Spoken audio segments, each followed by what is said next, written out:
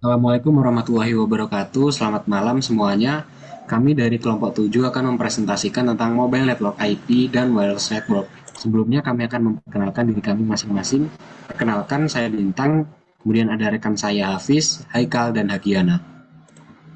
Pada kesempatan kali ini kami akan membahas tiga pokok besar, yaitu Mobile IP Network, Wireless Network, dan juga Non-IP Wireless Protocol. Untuk pembahasan pertama boleh dilanjutkan oleh rekan saya. Baik, untuk yang pertama itu Mobile Network IP. Arsitektur Mobile IP yang distandarisasi 20 tahun yang lalu dengan RFC 5944 adalah protokol yang memungkinkan perangkat mobile untuk tetap terhubung dengan jaringan IP saat berpindah dari suatu jaringan fisik ke jaringan lainnya. Pada saat standar ini distandarisasi, penggunaan smartphone belum meluas dan jaringan 4G untuk protokol internet masih belum tersedia secara umum. Slide selanjutnya.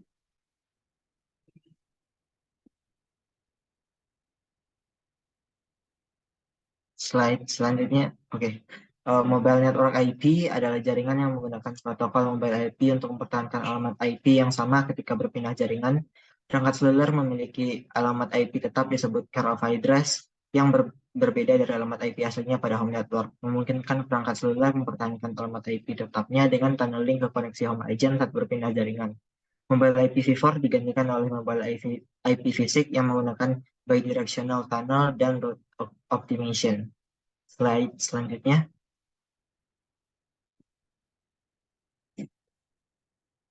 Mobile Network IP Arsitektur yang memiliki routing tidak langsung ke node atau melalui jaringan rumah yang menggunakan tunnel. Mobile IP Home Agent menghubungkan peran 4G HSS dan Home PGW. Kemudian ada Mobile IP Foreign Agent menggabungkan peran 4G MMA dan SJW. Kemudian protokol untuk penemuan agen di jaringan yang dikunjungi, pendaftaran lokasi yang dikunjungi di home network menggunakan eksistensi ICMP. Slide selanjutnya. Fitur Mobile Network IP. Yang pertama adalah mobilitas, yaitu berpindah dari satu jaringan ke jaringan lain yang lancar, kemudian koneksi kontinu, lalu ada autentikasi, kemudian ada skalabilitas, dan juga kompatibilitas. Slide selanjutnya.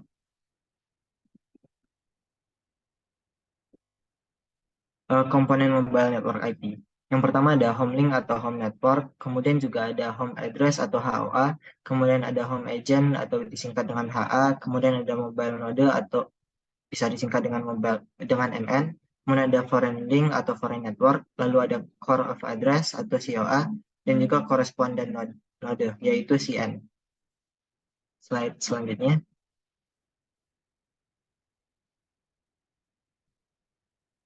Baik, di sini kita akan membahas cara kerja mobile network. Yang pertama adalah mobile node melakukan perjalanan ke jaringan asing atau foreign network dan mendapatkan address baru.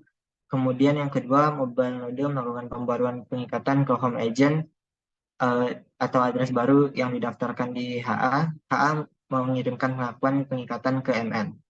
Kemudian sebuah koresponden node atau CN menghubungi MN. HA mencegat paket yang ditujukan ke MN. HA kemudian menyalurkan semua paket ke MN dari CN menggunakan alamat perawatan MN.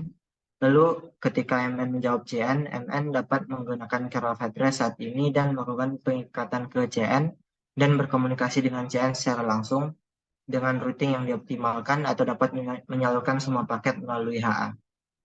Baik, Oke, baik, selanjutnya yaitu adalah wireless network. Wireless network merupakan jaringan nirkabel yang memungkinkan perangkat-perangkat yang terhubung ke jaringan tersebut untuk dapat berkomunikasi dan berbagi data tanpa menggunakan kabel melalui media transmisi gelombang elektromagnetik. Next.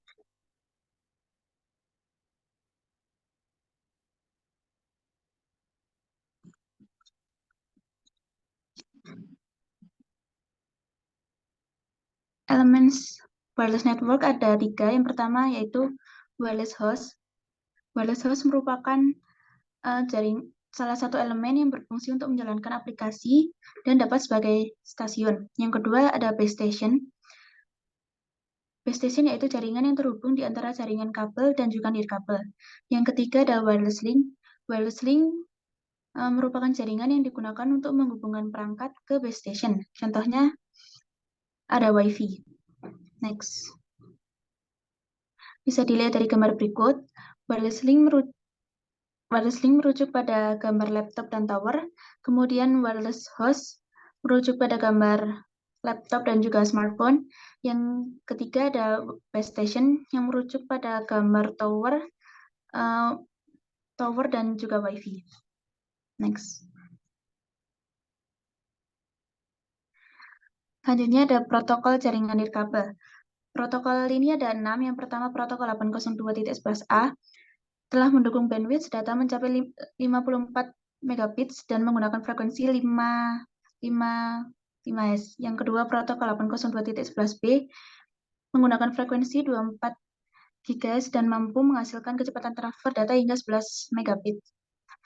Yang ketiga protokol 802.11g mendukung bandwidth sebesar 54 megabits dan menggunakan frekuensi 2,4 GHz.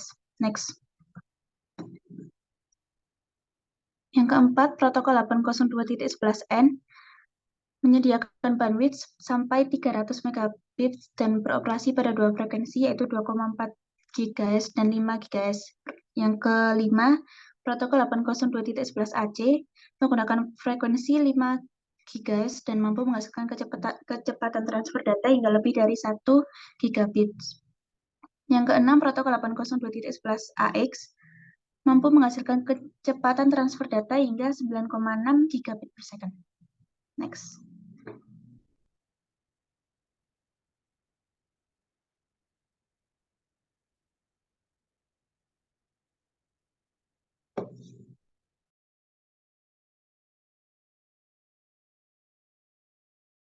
Bintang, untung mungkin mic-nya bisa di-unmute dulu.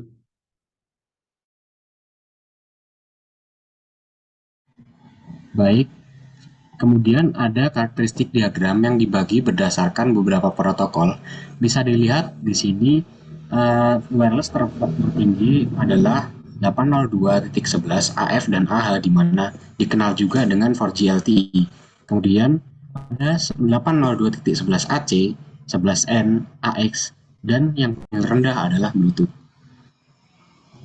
Nah, kemudian untuk ad hoc wireless mode atau yang dikenal dengan mode nirkabel ad hoc tidak memiliki base station di mana perangkat ini artinya mereka berdiri sendiri dan saling terhubung satu sama lain.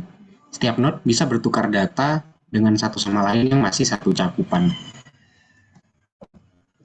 Bisa kita lihat di sini merupakan tabel standarisasi wireless LAN 802.11 mulai dari A, B, G, N, AF berdasarkan tahun, data rate, range, dan frekuensinya. Kemudian berikut adalah arsitektur LAN di mana internet akan terhubung dengan jaringan basic station 1 dan basic station 2 melalui router. Kemudian berikut adalah asosiasi dan channel 802.11 di mana spektrum dibagi menjadi beberapa frekuensi yang berbeda sehingga arriving host-nya juga harus berasosiasi dengan access point di mana prosesnya adalah memindai channel, memilih AP, dan juga authentication session. Kemudian perangkat akan menjalankan DHCP untuk mendapatkan IP di subnet access point. Nah, Oke, kemudian selanjutnya di standar. 802 Oke, silakan. boleh dilanjut Eko. Oke, untuk selanjutnya standar 802,11 memiliki kemampuan dalam adaptasi laju atau rate adaptation. Ini berfungsi untuk menyesuaikan kecepatan transfer data secara dinamis berdasarkan kondisi jaringan yang berubah-ubah. Jadi di dalam rate adaptation ini, base station seluler atau tower telekomunikasi ini secara dinamis mengubah laju transmisi menggunakan teknik modulasi lapisan fisikal, itu saat mobile atau device mobile bergerak. Lalu di gambar ini menunjukkan grafik hubungan jarak device pada base station di mana semakin jauh device tersebut, maka throughput sinyalnya akan melemah. Slide selanjutnya. Lalu di fungsi kedua, standar 802,11 juga memiliki kemampuan dalam manajemen daya atau power management. Fungsinya untuk mengatur konsumsi daya perangkat nirkabel dalam jaringan Wi-Fi. Dalam kemampuan standar ini, standar 802,11 mengenai power management terjadi node to AP atau node sebagai perangkat yang terhubung ke jaringan nirkabel to access point pusat komunikasi nirkabel dan jaringan Wi-Fi. Access point dapat mengetahui kapan harus mentransmisikan frame dan kapan tidak, bergantung pada state perangkat, hidup atau mati. Lalu node dapat di status awake atau tersedia untuk dideteksi sebelum transmisi frame berikutnya. Lalu arti dari bikin frame atau transmisi frame adalah pesan yang dikirim secara berkala oleh access point. Lalu ketiga ada non-IP wireless protocol. Protokol. Protokol ini merupakan protokol jaringan nirkabel yang tidak menggunakan protokol IP dalam proses pengirimannya. Protokol nirkabel ini biasanya digunakan dalam jaringan nirkabel yang sifatnya khusus atau tertutup, seperti jaringan nirkabel industri, jaringan sensor nirkabel, dan jaringan nirkabel satelit. Lalu dibutuhkannya protokol nirkabel non-IP ini dikarenakan alasan privasi atau organisasi, kebutuhan organisasi masing-masing. Baik, sekian presentasi dari kami. Saat ini kami akan menjawab pertanyaan yang sudah disebarkan melalui platform E-Link. Berikut adalah tiga pertanyaan teratas yang akan kami jawab. Pertanyaan pertama adalah apa yang akan terjadi apabila node tidak di-awake pada proses node to AP? Boleh dijawab oleh rekan saya. Baik, untuk hal itu di mana node tidak di-awake pada proses node to AP, hal ini dapat menyebabkan putusnya koneksi antara node dan jaringan yang terhubung ke AP. Sebagai hasilnya, node tidak akan dapat mengirim atau menerima data dari jaringan tersebut. Node yang tidak awake mungkin tidak dapat melakukan sinkronisasi dengan AP. Sinkronisasi adalah proses yang penting dalam jaringan nirkabel yang memungkinkan node untuk menentukan waktu dan frekuensi transmisi yang sesuai dengan AP dan node lainnya. Tanpa sinkronisasi, node mungkin tidak dapat beroperasi secara efisien atau bahkan dapat menyebabkan gangguan pada jaringan. Baik, sekian. Baik, terima kasih Hafiz atas jawabannya. Kemudian kami beralih ke pertanyaan nomor 2. Apa alasan Mobile IPv4 digantikan oleh Mobile IPv6 pada bagian Mobile Network IP? Pertanyaan ini akan saya jawab.